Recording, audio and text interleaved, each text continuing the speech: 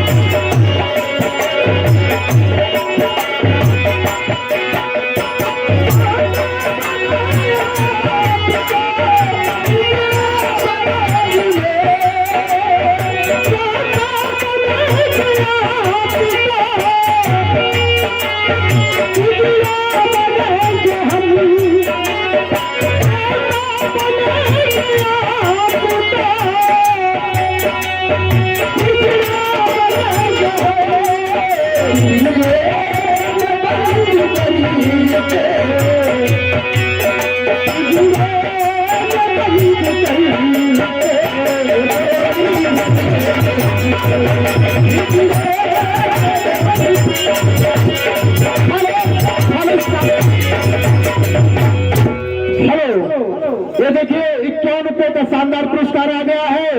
अच्छा काव्या बेनीपुर की तरफ से पुरस्कार शानदार 51 रुपए का आ गया है।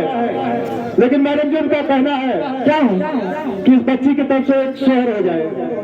अरे प्रिया कब से खड़ी में बूढ़ी बारिया हो जगह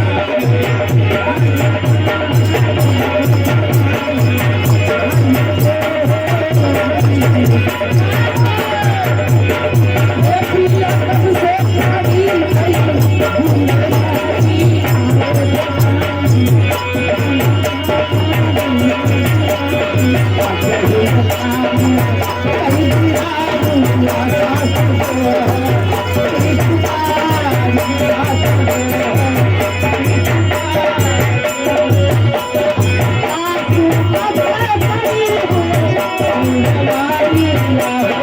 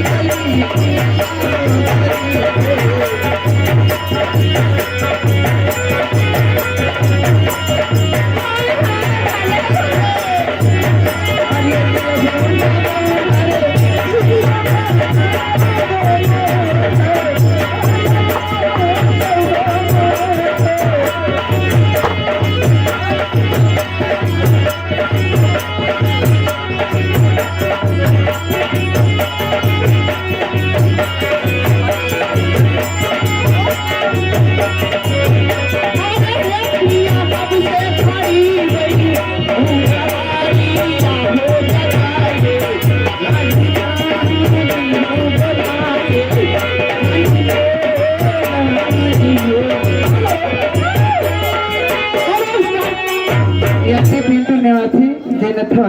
अच्छा इनकी तरफ से ये 50 का पुरस्कार। अरे भाई निकाल